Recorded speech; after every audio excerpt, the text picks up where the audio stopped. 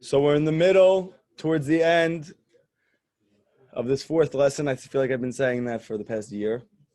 Thank God. But for good reason, because this is one of the longest, if not the longest lesson in all of Likutei Moharan.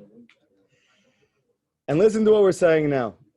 Rabbi Nachman has a tremendous insight into what it means that Moshe Rabbeinu was humble. It doesn't simply mean that he thought little of himself. It doesn't mean he thought a lot of himself. It didn't mean he felt anything about himself. It actually meant that he felt selfless, without self. To the extent that when the Torah says that when Moshe was buried, we still don't know where he is till this day, but the Torah wrote that thousands of years ago. Maybe we figured it out. And the answer is no, because even if you found him, you still didn't find him. Otherwise, the Torah can't say that, because the Torah is always true. So if we can't find his place, why can't we find his place? Because Rabbi Nachman says Moshe Rabbeinu himself doesn't know where he was buried. Why doesn't he know where he's buried? Because he was so humble that at that point he didn't exist anymore, so he can't know where he is.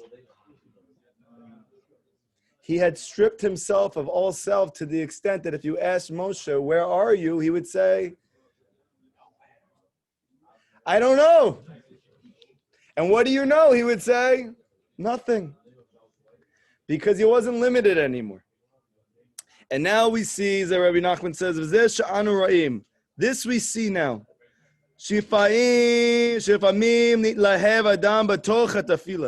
That when a person experiences hitlavut, when you pray, I don't know if you guys have ever experienced prayer that you got so into the prayer. Rabbi Nachman says, how do you know you're praying right? You lose track of yourself. That you lose track of your surroundings.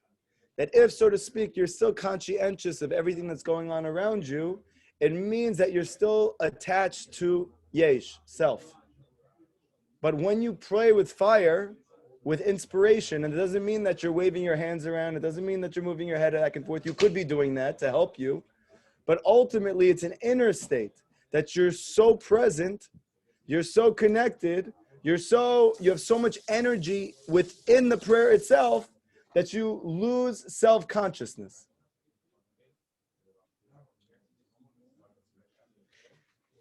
The Omer Kama Tevot, and you say some words, Bit lahavut gadol, but you say them with fire. Zeh bechemat Hashem alav. You should know Hashem is shining down His compassion on you. He's trying to say an amazing thing, that even when a Jewish person gets himself into a state, let's say in Hibodadut, or let's say when he's praying with the minyan, if he's lucky, that he can get so connected that he loses track of self, and he's just there. You should know that even that was not your own doing, and Hashem actually is pouring down His revelation of what's called compassion on you, and you're experiencing the light of Hashem at that moment. Not even you. Sheniftach lo or ein sof ve'ir lo. What's happening to you at that moment is something unbelievable. Rabbi Nachman says, the light of the Ein Sof has opened up to you and shines for you. That sounds like a very steep saying. Why is that? Just because I get so into my prayer, I forget where I am, it means the light of the Ein Sof is shining on me? Sounds pretty intense, no? I understand if I'm learning and I'm so connected.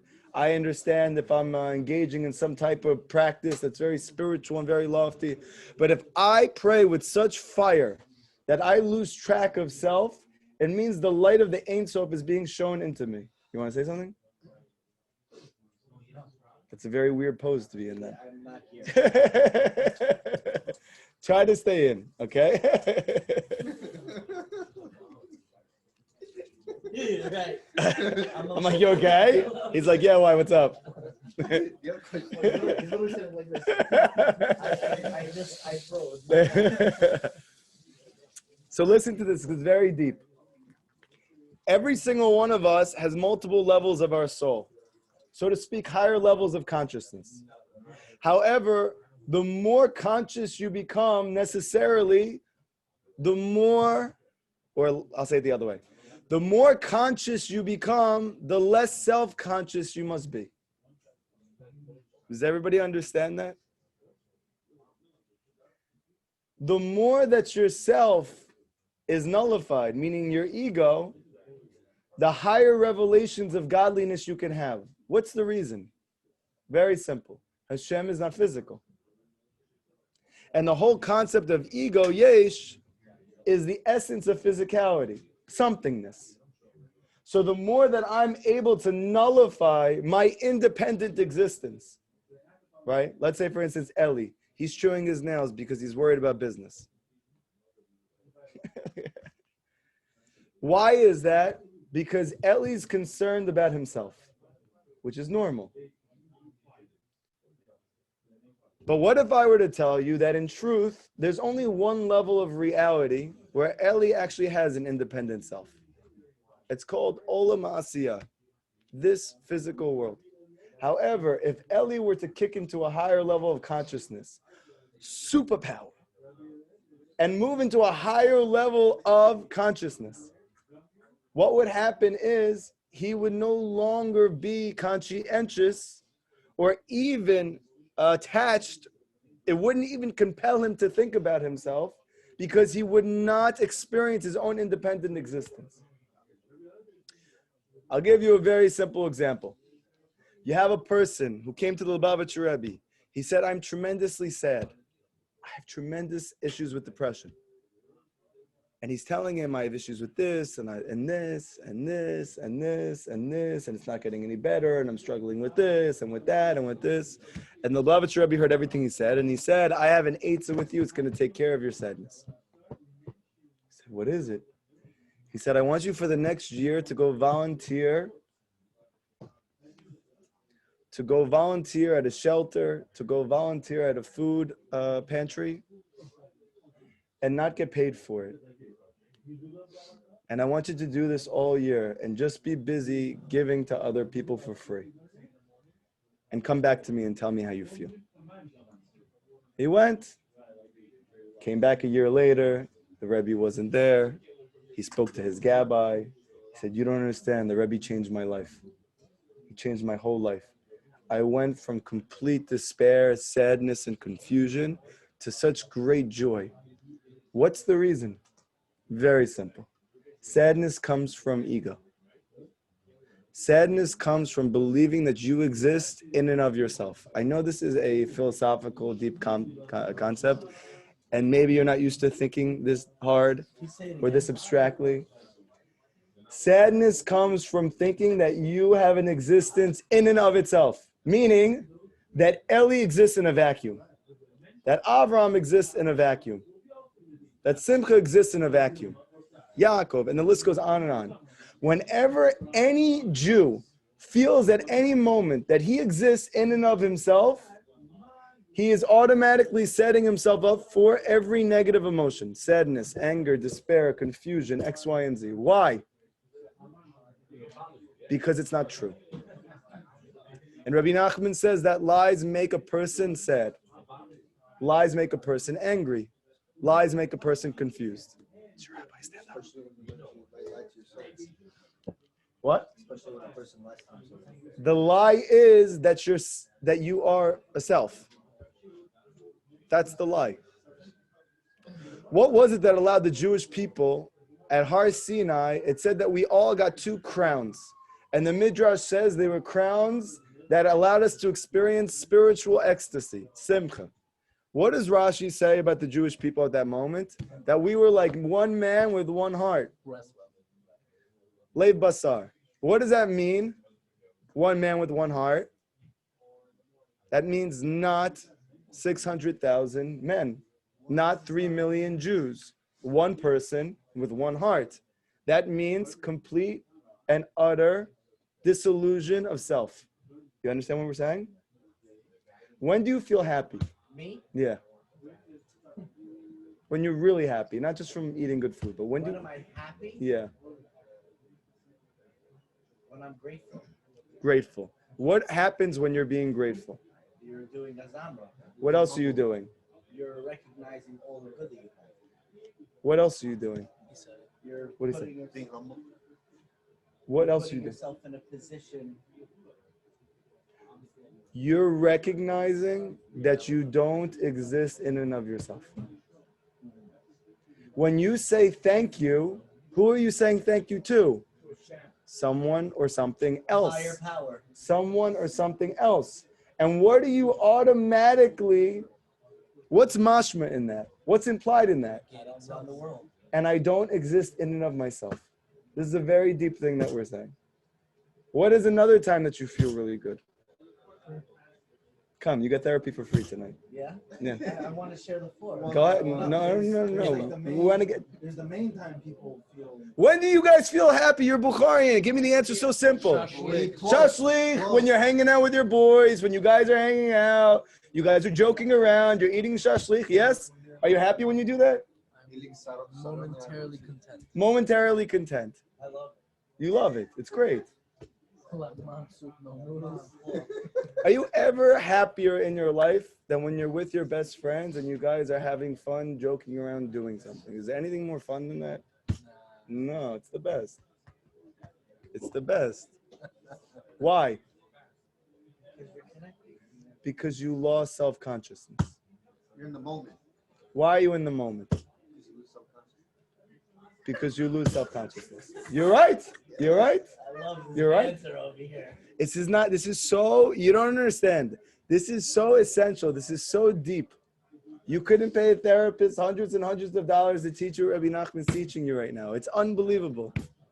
Every moment in your life that you felt happy, you lost track of self.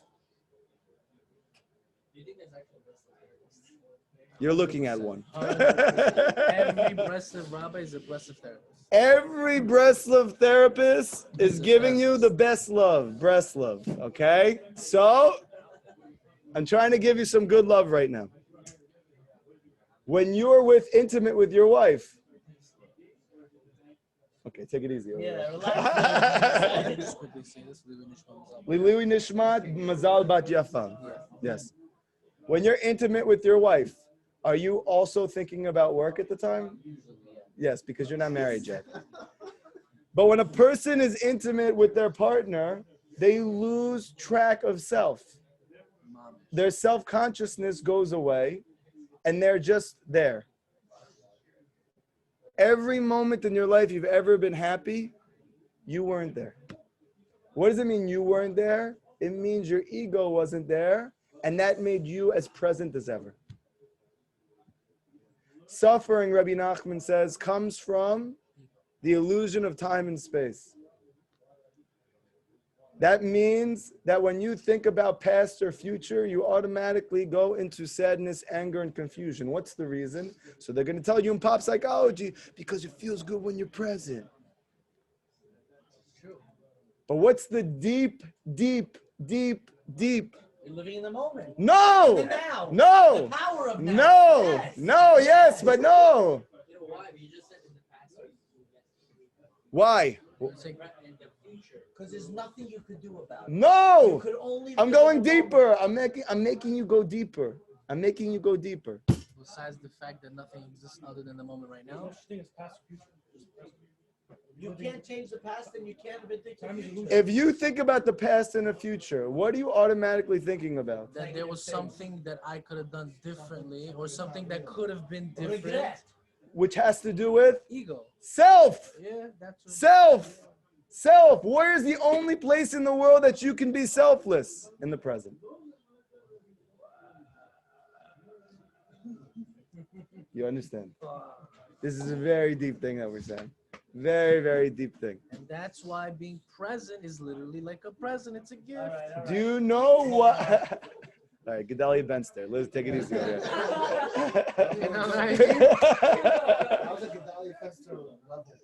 Yes, he is good at that. Actually, he's.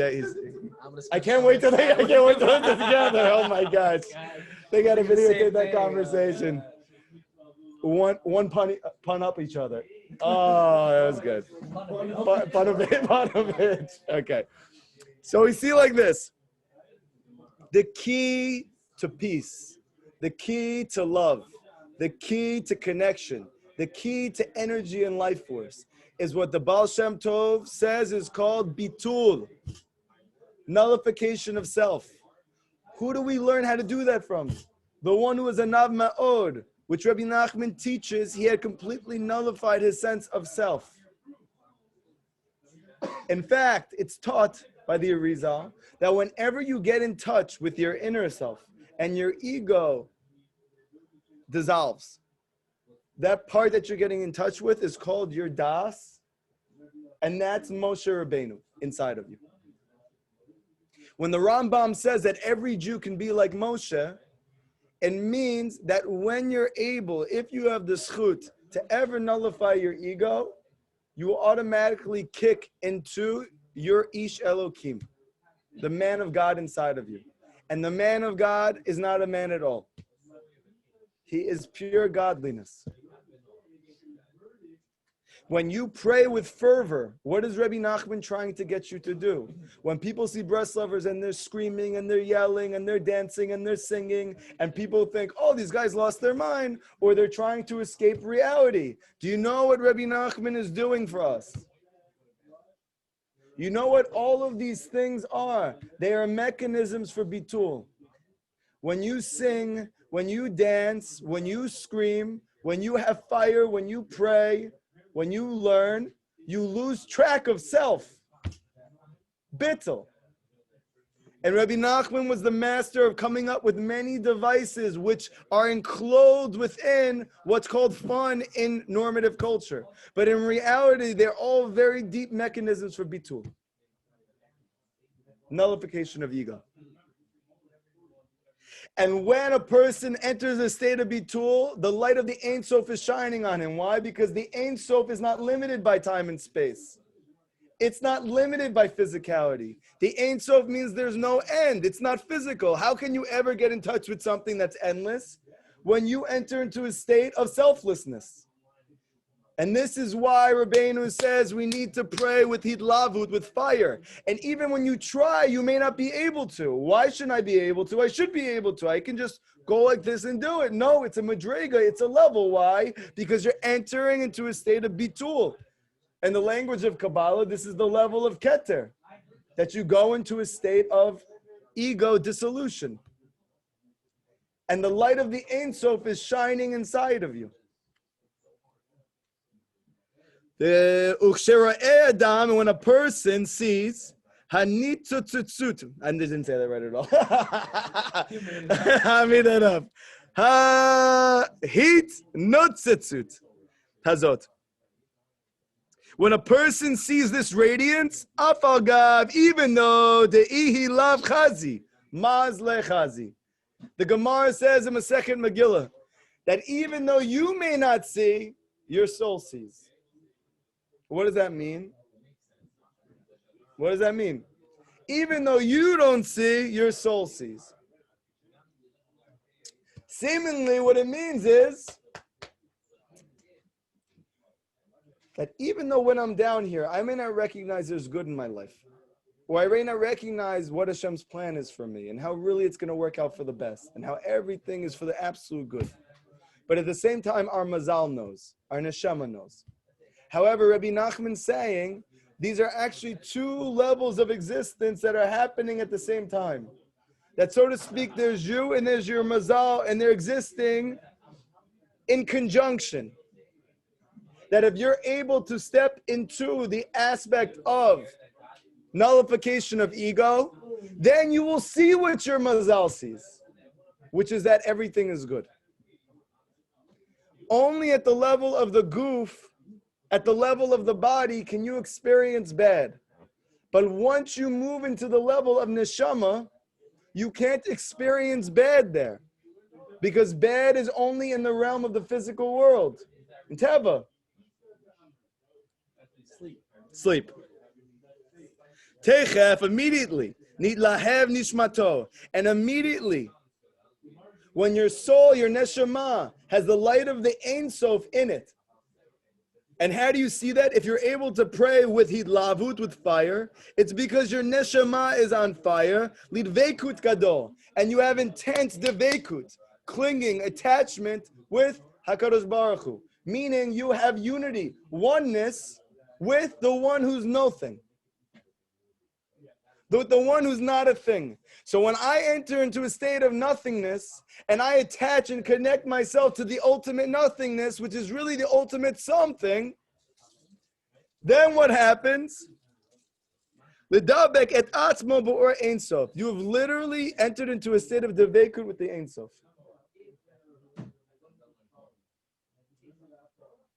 U'she'ur itgalut Ein Sof.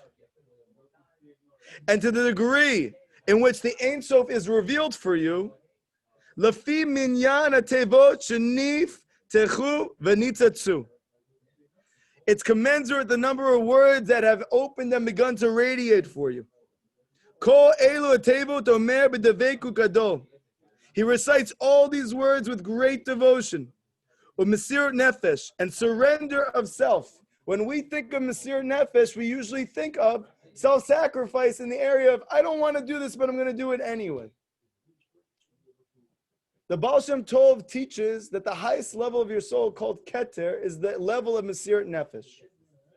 And Baal Shem Tov says, how chaval, that Talmidei Chachamim don't realize that you can achieve much higher revelations of truth through Mesirat Nefesh than you can through learning. Why is that? It sounds like he's just into Kiruv or something, and he's trying to get the guys who don't know how to learn to feel better about their lives. But the Baal Shem Tov is not telling you things because it's a lie. It's telling you because it's true. So how does that make any sense? Because Mesirat Nefesh means bittul of self. And at the level of bitul of self, you automatically have devekut with Hashem. Why? Because the level of you that still exists after you achieve bitul is one with the Ein Sof. That's the keter of your soul. The entire revelation of Mashiach is this, keter. Rabbi Nachman says that Mashiach, when he comes, he will have been the first person who will have transcended time and space while he's still living. What is that called? Mesirat Nefesh. The Tanya says, why is it that when a person, his life is on the line, person has a gun to his head, he himself has been secular his whole life. They tell him, convert or die. He says, I'd rather die for Hashem.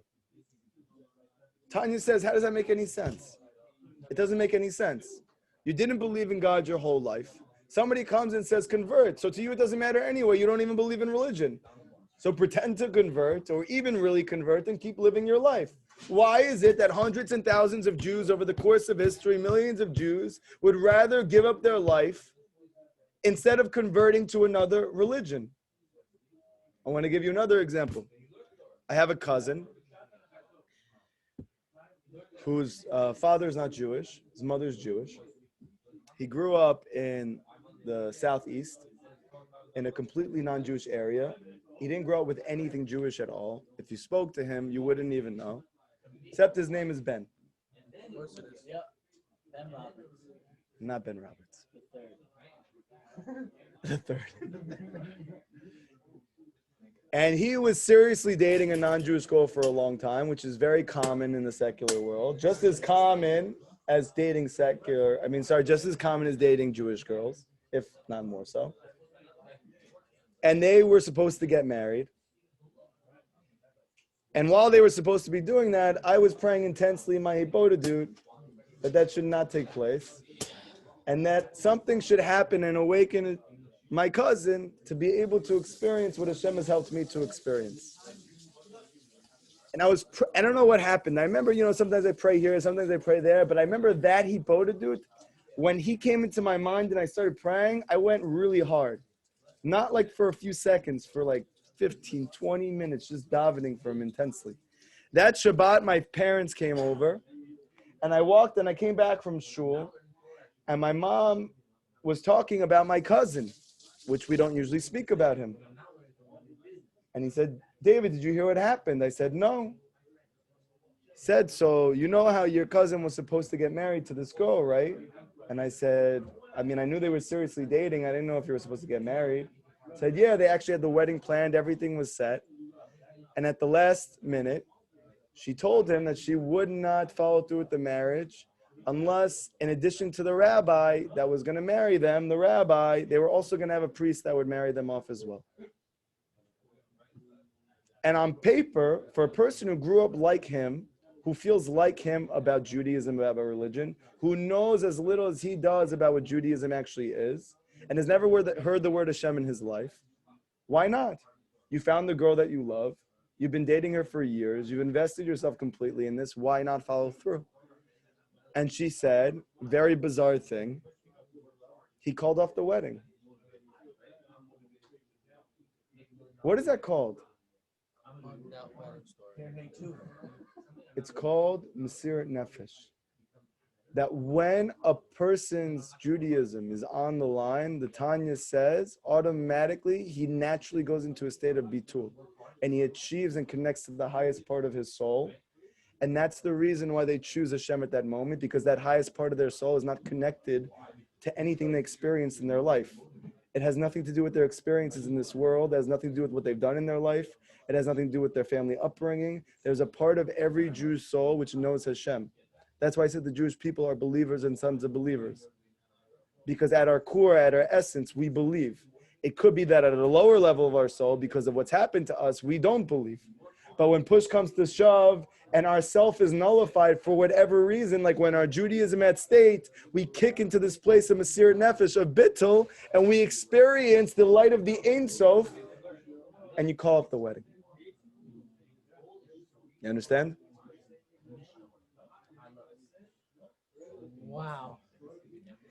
And this is why it said, when Moshe Rabbeinu was buried, V'lo yada ish, he doesn't know where he's buried.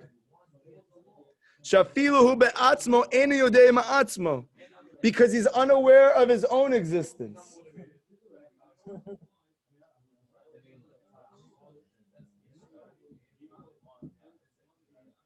Rabbi Nachman says, what's the gematria of Moshe Rabbeinu? 613. His whole entire being was the revelation of Hashem's light, which we know according to Kabbalah and Chassidut, his light shined into the 613 mitzvot.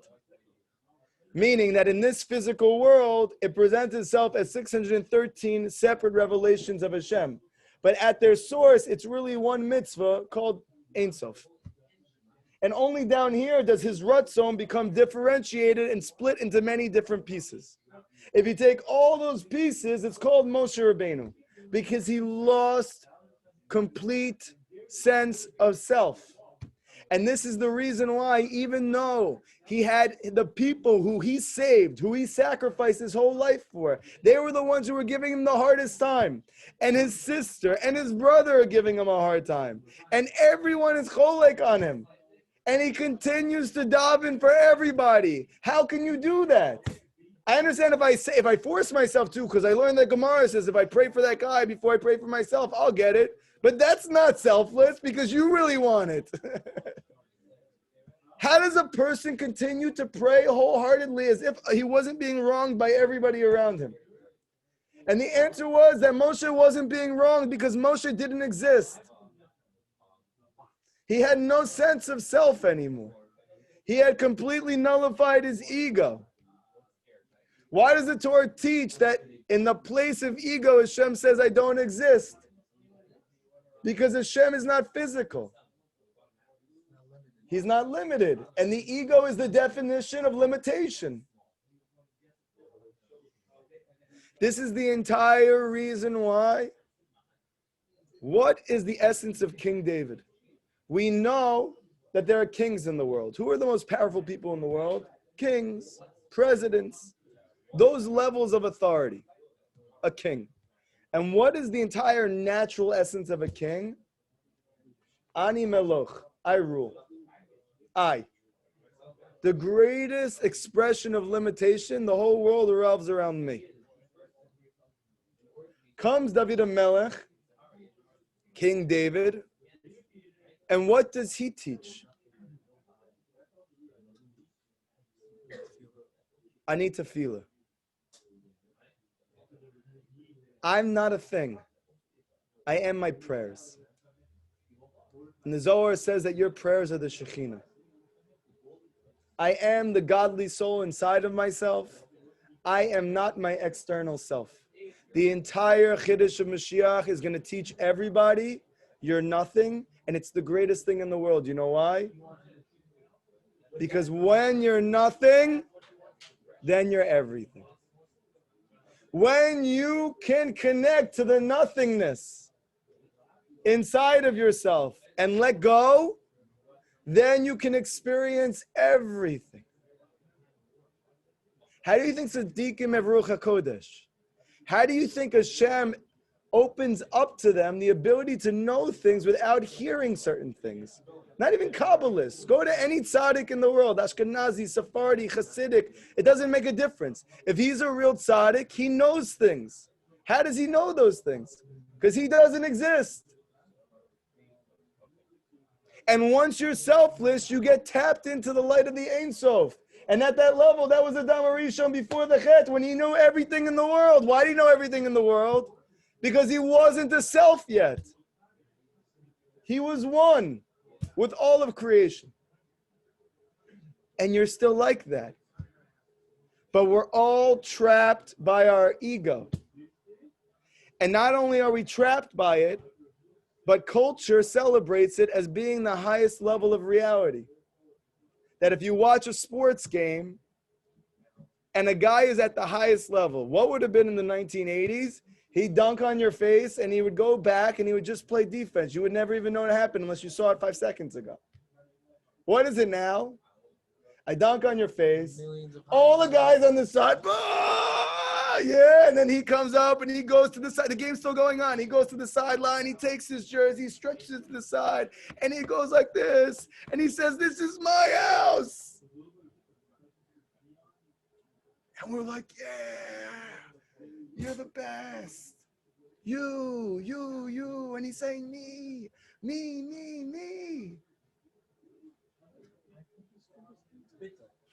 No.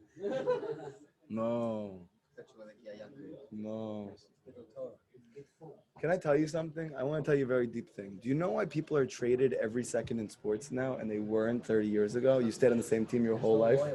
Why? Because everybody thinks that they could do it on their own. Because everybody only thinks about themselves. Our entire generation is concerned only with self. As a result of that, what choice do you have but to sabotage every single thing in your life? Is everybody like that, or there are exceptions? The Gemara says in the final generation, you will see chutzpah like you never saw in your whole entire life. The reason is because Rabbi Nachman teaches that to the degree in which a person naturally struggles in something, to that degree he has a soul power.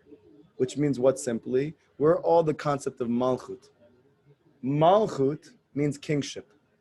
On the negative side of kingship, meaning your natural state before you work on yourself, it is complete selfishness, complete ego. But there is a place inside of yourself called David. And when you tap into that part of yourself, not only can you, let's say, lessen your ego, you can actually reach complete bitul. And this is the final revelation of godliness before the Geula takes place. That is the Malchut. The Malchut. Everyone's going to be bittled whether they want it or not. The Mashiach is going to make you want it. The whole... It's not we're going to be forced to want it. It's because we're going to... The Chiddush is that when David speaks to you, you're going to want to be nothing. Because you realize you're going to be everything as a result. He's going to bring it to you in a way of it's not a bad thing for you. It's not you need to make yourself like nothing because you're so selfish. Do you know what's possible if you can nullify your ego? You can experience transcendence and revelations of godliness that you can't do ever. If you simply nullify this one thing, then all of a sudden everybody says, what did you learn in that class? Nothing. This is the whole chiddush behind the thing, though. Like, if you want everything and all you have to do is be nothing, why wouldn't anybody want that? You tell me. Yeah. Why does he keep looking at his phone? I don't know. Why are we? He's trying to bittle his phone, make it go to 0%. The reason is very simple. Yeah. I don't know. This is a health for me. It's too It much. doesn't make sense. No. No. Too much. Not- Yeah. No, too much. no, this is for sure a very deep class. It's essentially nothing. It's essentially nothing. But for health, yeah, because you can understand it. Because it doesn't make sense. You being egotistic, Everything. a person being egotistical brings him suffering. Yes, Right. But we're learning now that a person who just completely nullifies himself, he has he's the happiest everything. person in the world. Then you're like Saba, and you're just laughing hysterically. But you have and to then feel that ego first. Yeah, we all do. In order to. That's right. So we're trust me, we're all got there. Because you can Now feel what? that distinction. We all did. Now what? You stay there. You ever see him? Or maybe there's like an equilibrium. What are you laughing about? You're driving in a car that's like, yeah. Why is he always happy? Who? Why is he always happy? You don't even remember?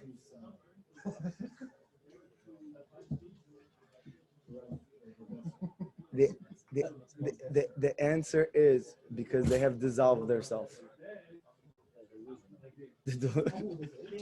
They have illusioned themselves. Yes. Illusioned it up. Yeah. Listen. It's a hard concept to I know it's very. Imagine for instance, put your phone on silent. Do you think you're more important than everyone here? I don't. So why is nobody else on their phone? Because everybody else is just hiding it. I'm sorry, I just can't throw you under the bus. Listen, I want to ask you a question. Paulta, can I ask you a question? When do you feel angriest? Yeah. What makes you really angry? What makes you really angry?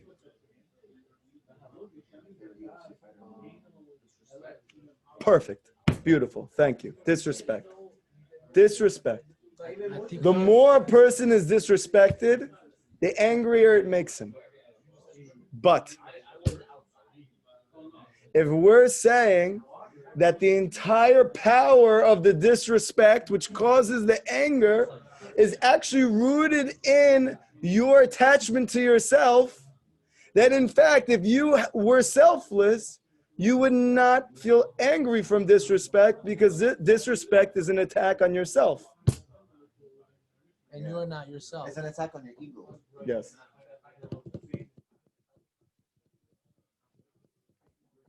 So when you give into that anger, you're basically telling the other person, I have a yesh. Yes. And that's what's really causing you your suffering. Not the fact that he made you feel some type of way, No. but the fact that he's claiming that you have a yesh. And that in itself got me upset. But it's a subconscious thing because I'm not thinking that. I'm thinking he made me upset. He's eliciting, they are eliciting your ego. This is the entire function of the wife. The entire function of the wife, yourself. No, that's The entire godlet of your wife is she elicits your ego and she bittles it. yeah, that's right. Now it's clear. Why is it? What does that mean? Can you elaborate? Yes, very simple. You come home, you felt you did really good with something, and your wife points out the one wrong thing that you did. Why? That's their role. Why does that happen? Why? Why do they do that? They put Because you their around. function in this world, just like our malchut, Because at that moment you fell asleep. No. Because you're still holding on to one piece of self. Sounds exhausting. It is while you're selfish. As soon as you become selfless, it's exhilarating. is that why having multiple kids, more kids, and that's the first mitzvah according to the first, 100%. is to get 100%. 100%. Damn, bro. 100%. Wait, what? The purpose? Don't- As you get older, don't understand. and the more and more you do what Hashem wants, the more obligations you have on yourself and the less you exist. That's why Hashem gives us 613 mitzvahs, because he as opposed to the goyim, since we have more responsibility on us? Because he wants you to achieve He bittul. wants to bombard you. No, he wants you to be free. It's not freedom. You It only is. Give, you only give your best. It soldier is, the You no. come home after a long day, you had a good day, and then you have to get nagged. Can I tell you something? I want to tell you something. I used to do whatever I want, whenever I want. I did that for the majority of my life. I was never sadder. I was never more confused. I was never angrier. I was never more scared. Why? It's not because there's no It's just Seder. it looks like it never No. ends. Why is it? There's no accountability. No, You just go about what you want. because it's just me. Selfish. It's just me. And that's the cause of all suffering. Me. And coming home after a hard day and getting nagged is That's not the worst. that's- It depends how you look at it. How do you look at it? I look at it, I walk in, I come into my home, and before I walk into my home, I did an hour of Ibodah do it. I say, Hashem, help it to be that when I'm with my wife And then the bombardment. and my kids, I see everything as you trying to bring me closer to you. Can we daven to Hashem that we say in our Haggadah, Hashem, I want to come home. I want them to just leave me alone. Does that work? I want to come home. You could, but if you're davening at the same time that I want to get closer to you, it's a stira. Because getting closer means your ego is getting nullified. What is the purpose of her telling you something negative? Because I'm explaining to you, you're not that thing. Maybe it's because she feels powerful. If I said to you right now, your head is a little more tan than your cheeks, and it's weird, change that. That would hurt. Unless you realize that you're not the color of the skin on your forehead. And then you say, okay, no problem. If my wife says to me, what's wrong with your hair? It's like this, lift it up. And I'm in the middle of saying a Divrei Torah for 10, 15 minutes, and I'm trying to connect to everybody, and everybody's really into it. And she says, David.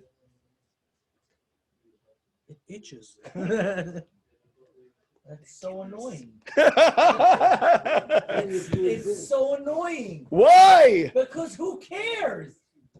No, you're missing it. Leave me alone. No, you're missing it. I'm not. I'm right on. No, you're not right on. I'm telling you. You're not what right on. does this have to do with anything I'm talking about right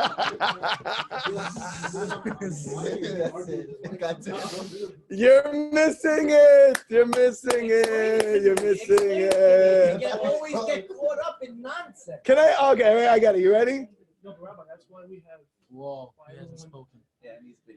Come out. Trying to answer to what he's trying to say. That's why we have every man needs a wife because she needs to point out the things that he misses. And she'll find them. Oh, she will. And- Yeah, She will. But I'm telling you that even deeper than the thing that she's pointing out what you're missing, she's pointing out that you're selfish. How is your hair the way it is? Fix it already. How many times do I have to ask you? Could you explain the hair? Yes, you're not your hair, so who cares? Because it's annoying. Why is it annoying? Because you're interrupting with something I don't care about that's not even a part of me. Because it's you. It's about you. It's about you. It's about you. Okay, so David, fix your hair in the middle of a shear is not annoying? It's annoying when I'm concerned with how people are perceiving me right now. But if I am actually just trying to get people closer to Hashem, and it happens to be my wife says to me, can you move your hair up? I say, okay, and I continue. That's it. That's it. But you could also not hear it. But I would be missing everything. Do you know why? Because Why? closeness to Hashem comes with selflessness. You can give every divrei Torah at the table you want, but if you are filled with ego, you don't feel close to Hashem, and that's why as soon as the divrei Torah is over and everybody goes, oh, that was really nice, you go back to your miserable life and you're angry and you're sad and you're confused. But what about those geschmack divrei Torahs you're given? The Gemara says that the Torah is given to the one who's humble.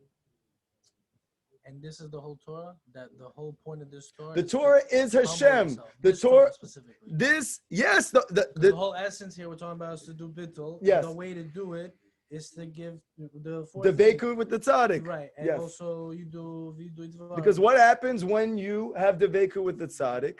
Then Rabbi you're no longer Nachman- yourself. Rabbi You're attached to the Nachman Ein Sof. says you are able legally, according to halacha, to get married to a second wife. Who Wait a is second, that? repeat what you just said. Again, Rabbi Nachman says when you pick and you connect to and you attach to a tzaddik.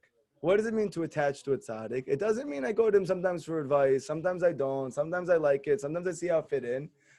It means his head is your head. That's it. Means his head becomes your head and your body becomes his body. You take his head, you stick it on your body. Why doesn't a person want to do that? Because he's worried he's going to lose himself. Rabbi. However, his self is not bound up with his own mishigas. Is it because we're emotionally involved? We're emotionally involved because we're focused on self all the time. How does fix your hair, whiten your teeth, tuck your shirt in, get new shoes, you're fat, how does that do anything? First of all, you're not fat. You're very svelte. You look very good over there. I'm athletic. Spell them. I'm athletic built. Yeah, I'm How athletic. do those things, Circumference. what is that? What is the purpose of it? And I'm explaining to you again. Listen to what Rabbi Nachman teaches. There is two ways you can achieve bitul in your life. Nullification of ego. Either through the events that take place in your life, Sadness. not sadness. Sadness is a response to the events that take place in your life. What is this, a running Rashi commentary on the side? Nullify yourself. Make sure. It's not just. Okay, 1 second. He says there is a way out. If you make the tzaddik your wife. Your wife. Your wife. If you marry the tzaddik. If you marry the tzaddik, you won't get it from your wife because you'll be doing it all day. Yes. To yourself. Yes. So happy tzaddik, So happy when you're life. giving a divrei Torah on the Kutei Maran, you're not married to the tzaddik when your wife says, fix your hair? Right now, we're all entering into a state of devekut with the tzaddik. Whenever you learn a person's Torah, Yeah, you really got your buddy. whenever you... It's not that. It's the It's whole a- he concept understands- behind it. I apologize if I took over this year. No, just don't do it anymore. I'm going to kill you after the lesson. Okay? Again.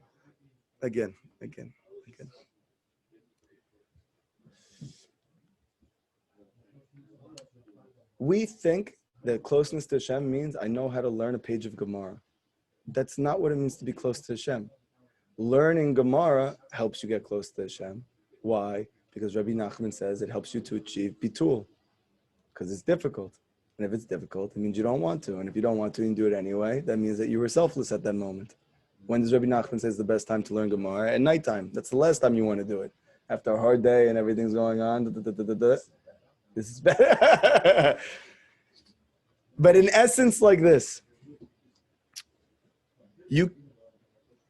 I have it for you. Are you ready? I have one. Everybody focus. I'm going to give you a practical, physical example. Imagine a seed. There's a seed. And all day, that seed is trying to further his life. He gets nice Gucci, what do they make, belts? Loafers, belts. And he gets a really fire BMW truck. And I probably sound very... A seed. Imagine a seed. A semichka. A seed. Okay. Amazing clothes, a car, a this, a that. Okay, great. And at the same time, the seed is saying, I feel like there's more in me. I feel like there's something better. I feel like there's something greater. And I don't know what that is. So I'm going to continue to dress myself with nicer clothes and better cars and nicer this and this and that and this and that. Okay, great. What's going to happen? That seed is going to be in tremendous pain. Do you know why? He's not using his potential. Because the seed is meant to be dropped into the ground. What happens when the seed allows itself to drop into the ground? It will get its nutrients and it will grow. Into what? Whatever it's destined to be. What does it mean to be dropped into the ground? It dies. If you look at a seed when it's Or it transforms. it dies. It dies. The seed on the outside dies, and through itself dying, it transforms into a brand new, beautiful reality. It's the same exact thing that happens to a moth. Imagine a moth. Why do I feel so self-conscious? Why am I so black and ugly? Why do I look like this? Why can't I? No, I'm just saying the moth is not the best looking animal. It's not animals, insect. Insect. It's scary insect. Scary insect. Yeah. What happens? Hashem says, I have rachamim on you. You know what I'm going to do? I'm going to put you in a cocoon. Kill you. I'm going to put you in a cocoon. And when you come out, you're going to fly. Everybody goes, oh, wow, it's so beautiful. But you never watch the National Geographic where you see on the inside of the cocoon what's happening to that moth. He is disintegrating. We only know what's happening on the outside. He's disintegrating. He's a silkworm for his mom. He's disintegrating. And then what happens to him? He comes out of the cocoon and he can fly. So you're going to tell me that when he flies, yeah, but that's not freedom. How is that not freedom? You're still walking. I'm flying. But how did that have to happen? I needed to go into a cocoon. How did that seed turn into a fruit-bearing tree? He needed to go into the ground. The ground can either be your wife or the ground can be the tzaddik, but you have to choose one. You cannot avoid being planted in the ground if you want to grow into the person that you were created to be. What does the tzaddik do for you to make you die? You nullify yourself to everything that he teaches to do, and through doing that, you have thrown yourself in the ground. The Zohar says that the true tzaddikim are called the land of Israel. It's a land, meaning, what's the concept of the land of Israel? That everything there grows. It says in the times of Mashiach, how are you going to know it's Geula time when the fruit are really big? And what are the fruit? It's the souls of the Jewish people. They're growing. How are they growing? Because they're planted in the ground in the land, but only in the land of Israel. Because if you plant in another ground, it's not as sweet. But if you plant in the land of Israel, sweetest fruit in the world, best wine in the world, best grapes in the world, best figs in the world. Why? Because that land is the greatest land. And the Zohar says that the physical land is a physical manifestation of the spiritual entity called a real tzaddik. When you attach yourself to a real tzaddik, meaning you plant yourself in that ground, and how do you do that? By learning his Torah, by trying as hard as you can to makayim his advice for you, even when it doesn't make sense to you, or even when you don't want to. And then you have thrown yourself in the land of Israel, and as a result, you will become the person you were created to be.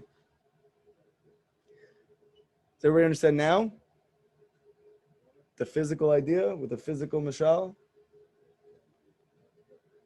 What would you rather be? The seed that has everything or the fruit-bearing tree? Would you rather be the worm that has everything and he's completely involved with himself? Or would you get married, go into a cocoon, and you can literally fly? Which one's free? No, from the outside, the marriage doesn't sound so free. And I'm explaining to you, that's what frees you. Because all of your sadness and slavery comes with your investment in yourself. When you get married, you become one soul. When you fight with her on everything, you're in essence saying at that moment, we're separate. I'm a separate entity from you. Would you get mad at yourself if your own consciousness was like, oh, I need to do this and I need to do that? You would get mad at yourself. But so to speak, your wife is yourself.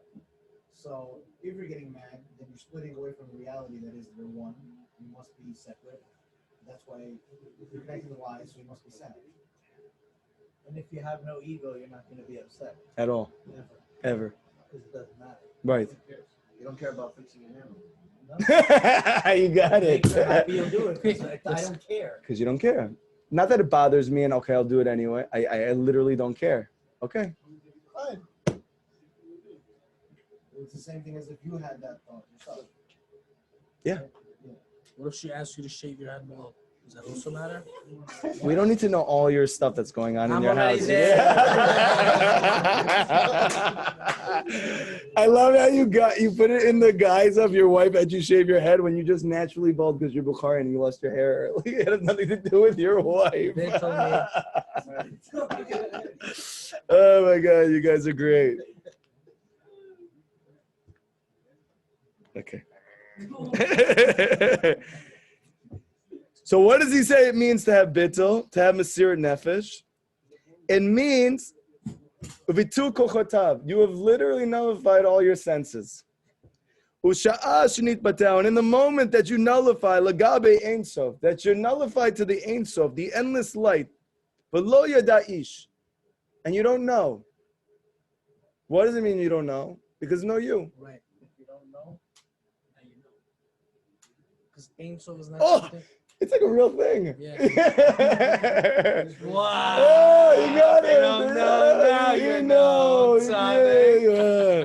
Okay. Oh my God. Ready? So now it says like this. Because even he himself, he doesn't know himself. But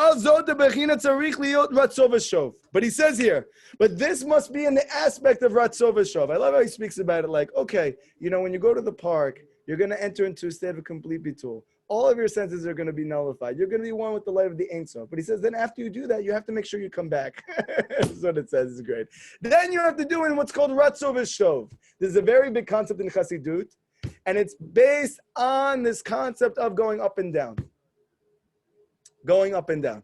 Mochin the Katnut, Mochin the Galut. Oh, Mochin the Katnut, Mochin the Gadlut. What is Benjamin speaking about? So in Chassidut, it's taught that there's two basic levels of consciousness. There is what's called expanded consciousness, and there is limited consciousness. Expanded means clarity. You can see hashgacha pratit. You experience divine providence, happiness, joy, clarity, energy. All comes from mochin the gadlut. What's mochin the katnut? Everything the opposite. Everything the opposite. What is the real difference between the two, based on what we learned tonight? One. Why is it mochin the katnut? Why is it katnut? Why is it limited? Because it's physical. When do you feel mochin the katnut? When you have trouble paying your bills. When your wife is giving you a hard time. When your children aren't listening to you. Do you know why? Because they all bring back up this little old monster in the closet named self. And as soon as you're become consumed with yourself, you automatically go into katnut. Constricted mind. And what do you do after that? You have to achieve bittul by doing hibodedut. There is no other way. Rabbi Nachman says there's no other way. Basically, you have to have no self, and basically, And how do you do that? by not having an ego and not caring. How do you do that? By having somebody constantly require everything from you. And what about these relationships that people are doing that their whole entire life? They just stay together because that's what they do, but they're still fighting their whole life and they never got They bittul. never knew what they were doing. You think it's they never knew or that they can't help themselves? They can't help themselves. Why can't they help themselves? Because they already got used to that. They're selfish. No! They want to live their life. No! They want to be happy. No. They want to fix their hair. No.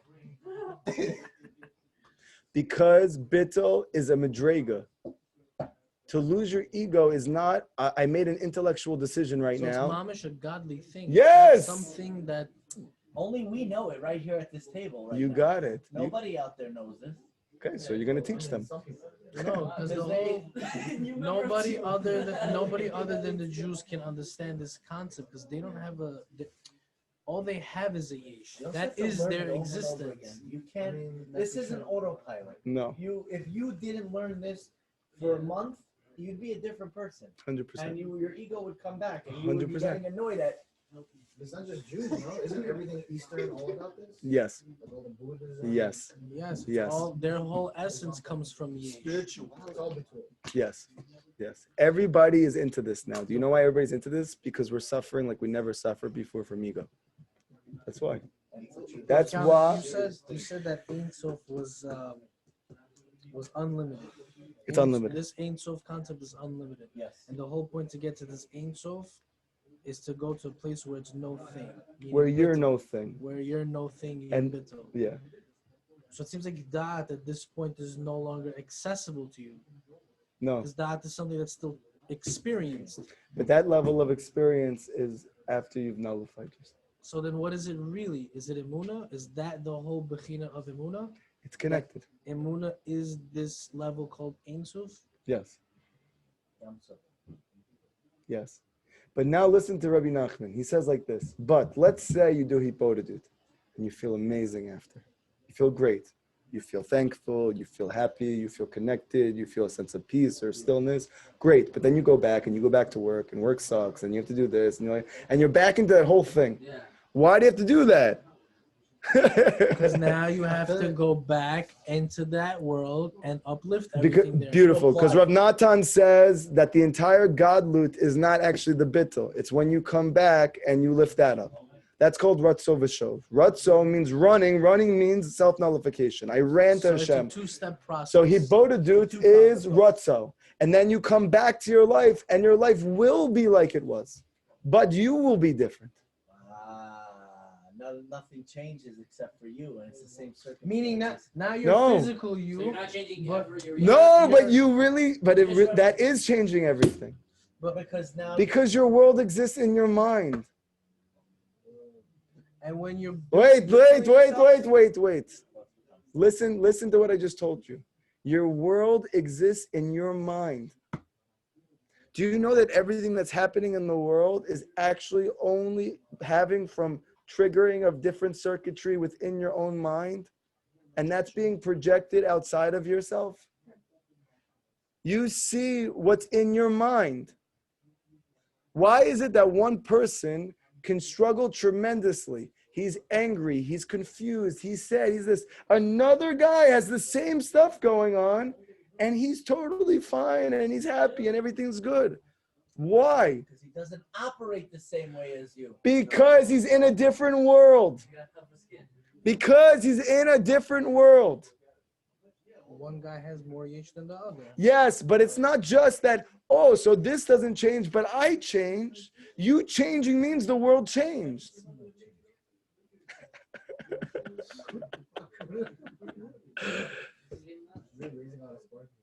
When you get done with Hibodadu, do you feel like it's a new world? Yes, but then again, Like you Walt said, Disney. I get back into And then you get back and it feels, I'm like, What why? hit you? What hit me? did I not pray to you for an hour? Did I not tell you any job? Yeah. Good. But what do you really want? Do you want a job or you want to be free? You want it. You want to go to jail? You want to go home? Do you? Never free. No, you're wrong. You're wrong. It's all a mindset. There is a concept in the Torah called Bein Cherut, a son of freedom. You have a mitzvah that you have to say every single day. What is that mitzvah that you have to remember every day? I left Mitzrayim. That the Gemara in Masechet Pesachim says that you in every generation, you have to believe, remember, and know you left Mitzrayim as if it happened to you. Why do you have to leave Mitzrayim? The root of the word Mitzrayim is tzar, which means a constriction. It is mochim the katnut. It is your mind when it's bound up with self, with ego. You left there. Wow, so Moshe leaving Mitzrayim to Davin was him doing Ratzo, and him coming back to Mitzrayim was to just take us out, meaning the sparks of this world. Good. Very good. Benjamin. And so, you left Mitzrayim, but I feel like a slave. I feel like a slave to my emotions. I feel like a slave to my mind. I feel like a slave to my situation. I feel like a slave to my lack of money. I feel like a slave. Because there's I. There's a world that God put you in that required you to operate that way. No, yes, but no. No, yes, but no. Yes, you do have to operate that way, but no, it doesn't have to bother you. The reason why it bothers you is because you're concerned about yourself. Yeah, because You have to be concerned about yourself. Yeah, but if you don't operate that way, you won't progress. Yeah. What is Let's gang up on it. No, it's good. No, you're doing good. You guys are doing great. You won't progress in life. Says who? Not me. Says you. Very good. So I want to tell you something amazing. And maybe it's a chiddush, and maybe I'm wrong, and maybe I'm different, but I really would bet my life on it that I'm not. I have accomplished more in my life in the past 2 to 3 years than I have in my whole entire life, and it's not even close. And what changed for me? Yesh. I stopped being concerned with myself. Still have to work. So what? You can enjoy your job. It's like a viewpoint. It's like the way you view things. That's what I'm saying. You can enjoy. But my growth is not coming from because I want self-progression. It's because I am focused on getting closer to Hashem. And every day I do my best to do that and to bring everybody with me. And automatically what happens as a result? I'm growing. But it's not because I'm focused on myself. It's just happening. Focusing on everything other than myself. It's just happening. Why is it just happening? How do you live in a world where you don't I see no focus on yourself. changes. What else? how do you live in a world where everyone else focuses on themselves and only you have to focus on them? Great question. The answer is you have to take an hour every day you go and do Hibodedut. He's like, nah, not this again. There's a reason you hate the answer. I'm giving you the reason because you cannot believe what we're saying. Even if you hear this and it resonates with you. Really, like truly, you feel connected to this. You believe that there's truth here. When you go back home, nobody's going to think like that. Nobody's going to speak like that. Nobody's going to feel like that. People are going to tell you bugging. Or if you're Ashkenazi, they'll tell you, I think you joined the cult. Okay? Whatever, but it means the same thing.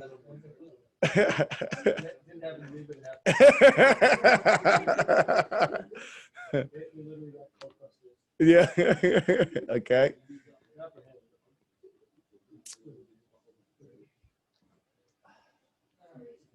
Your ability to make this a part of your consciousness, that you can actually live with this no matter what anybody is thinking, is by every single day doing Hibodedut. And if you do it every single day, no matter what's happening in your life, over time, you'll experience less and less and less attachment to your external self and more and more and more attachment to your inner self.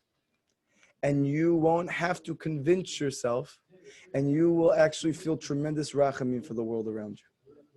I literally, when I go to Hibodedut, sometimes I'm on the bridge and I cry. I just start crying, thinking about all of my brothers and sisters and how much everybody's suffering. For what reason? They think because I don't have money. They think because my wife is not good looking enough. They think because my husband doesn't this. They think because of that and this and that. And there's only What is it? self. Self. Self doesn't pay your bills. Self is the issue. Self is the cause. No, you're right. Self is the cause. Self is the cause of the suffering. But Rabbi Nachman says, I have a solution for you. Is what I'm saying wrong? No, you're right. You're right. I don't know if it's so crazy. It's not crazy at all. You're right, but you're wrong. Life is not all about working. You should just down yourself. You're on 8%. Okay. Yeah, right? Okay. You're right, but you're wrong. Okay. I know, could be. and I know it is, but just listen. Why is that? Because there's parallel levels of existence. And I'm not trying to go so deep, but just try to follow me, okay? Okay. You, so to speak, at every moment can live in one of two worlds. You can live in a world of yesh, somethingness, or you can live in a world of ayin, nothingness. Yesh or ayin. Wait. Your free will is choosing which one. You get to pick which one. If you choose yesh, then there is nothing else to do beside run after physical possessions. It doesn't make sense to do anything else because that's the key to your happiness at the level of yesh. However, what happens is that person who runs after it, he either doesn't get it and he feels tremendous suffering, or he gets it and he feels tremendous suffering. Why? Because suffering comes from yesh. Or he can use the physical world as a means to an end to achieve ayin, nothingness. We say every night in our Vit, Shir Hamalot, Sainai.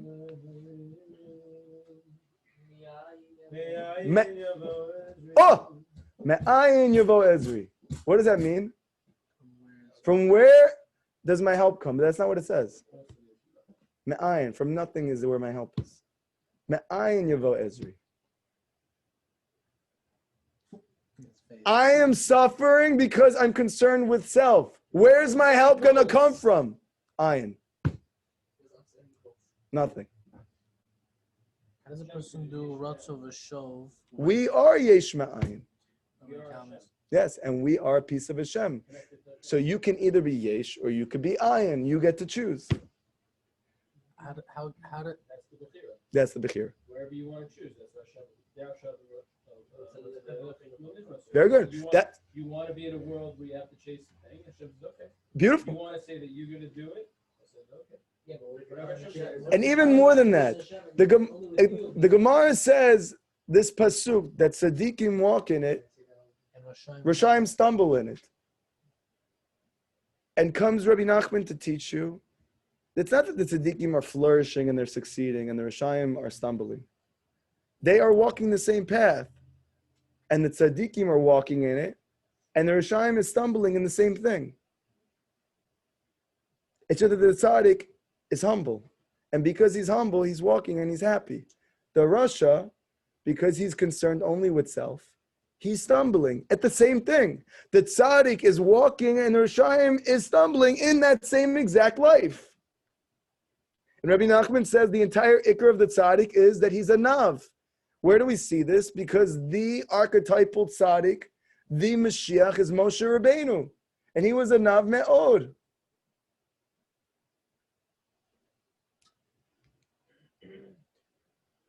So when he got mad, what happened there? That's a great question. That's a great question. That was his. And for that reason, there is 20 mafarshim trying to explain what happened over there. That was On his level, but even that, he's asking a good question. If anger comes from ego and he was completely humble, whatever it is, yeah, I understand. But whatever it is, it's still a good question. It's still a good question. It's still a good question. It's still a good question. Okay? that was Next class, we will learn about Ratzo V'Shov.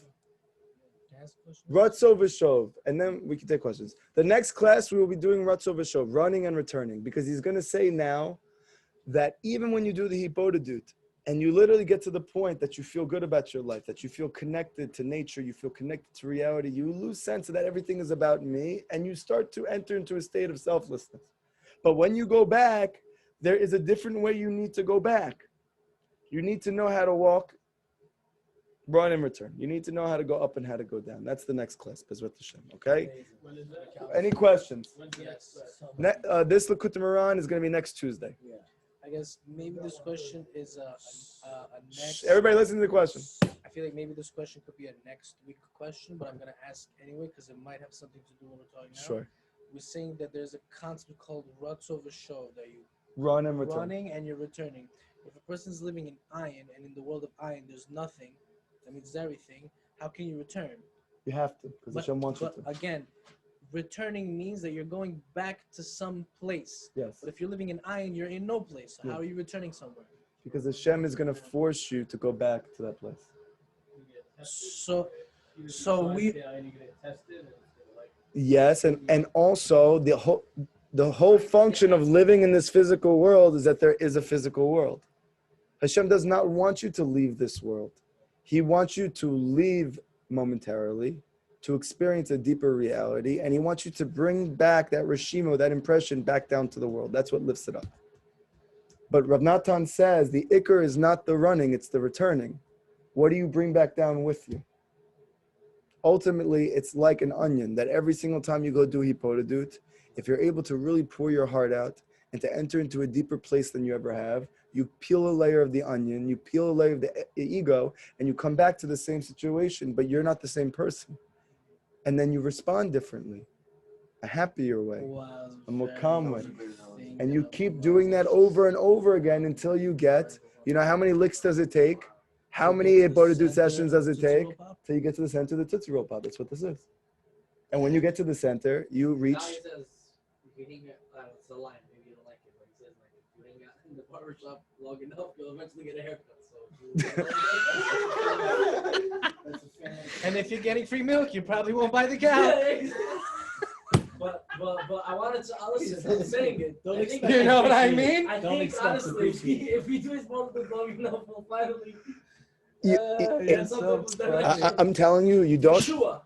I'm just telling you, you don't know how many hours I did amidst tremendous inner turmoil. I kept doing the hour, even though it was so painful.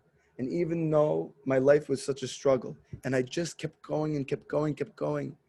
And if you don't give up on it, you don't give up on it, and you don't give up on it, and you keep going no matter what, you're going to see something transforms inside of you, that your external self starts to dissolve, and you start to connect to your inner self. And that's the place of peace, and that's the place of happiness, and that's the place of joy, that's the place of connection. It's not an intellectual chop. Even if you connected with this class and you go, oh yeah, so I really just need to go do that. But you can't just go do that. You have to go do Ibodedut every day, and you have to learn Rabbi Nachman's Torah every day. And if you continue to do it, then you're going to see over time, your ego will dissolve. And you get to choose whether it's in a way of simcha or whether it's in a way of pain. It's like an Alka-Seltzer. How's it like an Alka-Seltzer? So you gotta put it in the water and it'll dissolve. Beautiful. There you go. So you gave an example of dissolving. Like an Alka-Seltzer. Ein bittel, no? Like a bittel, yeah. And then what do? You drink it. Oh, good. So you want to drink it. That's the point, but you can't drink it until it dissolves.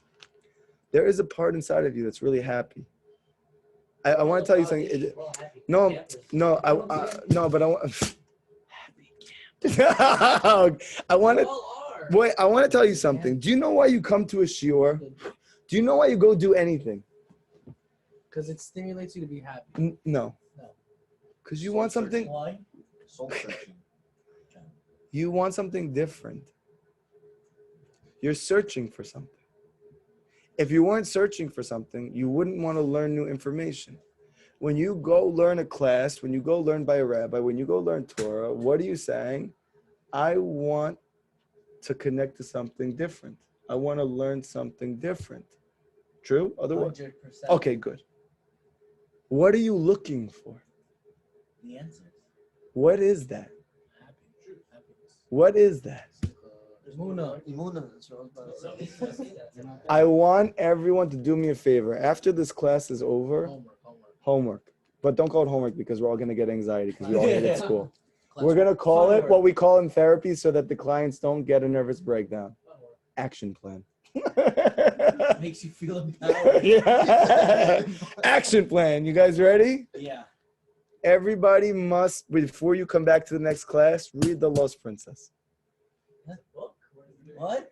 Rabbi Nachman has many stories that he wrote. He started to write stories towards the end of his life that sound like children's stories. They're actually based on the deepest psychological, spiritual phenomenon you could possibly imagine. And they are in the guise of children's stories. What's the reason? Because Kabbalah teaches, Chassidus teaches, the greater the light that you want to reveal, the more you have to enclose that light. This is the reason why Chassidus teaches that the Torah is in the form of a story. Because the Torah is literally the light of God. His story. So in order for Hashem to reveal himself to you, which is infinite light, he needs to enclose it. How much does he need to enclose it? In the form of stories. So Rabbi Nachman said, oh, you're not going to listen to my Torah? No problem. I got you. Here's some stories for you. These stories are incredible. One of these stories is called The Lost Princess. I want you to imagine, while you're reading it, that you're the viceroy. Viceroy. That you're the viceroy. You'll see. You'll see it when you're in there. And I want you to imagine that the lost princess, even though he's searching after her somewhere, going to places to find her, she gets trapped by a king and he has to free her. I want you to think very deeply about the fact that you are the viceroy and that lost princess is actually your real self. It's your inner self. Where did I read it from? A story. You can either go to a bookstore and get what's called Rabbi Nachman's stories, or you can find it online. You just Google The Lost Princess, print it out. Give you an answer next year. Just in English? English, read in English, Lost Have it in Princess. Hebrew, though? They have it in Hebrew. They have it in Yiddish. Audio books.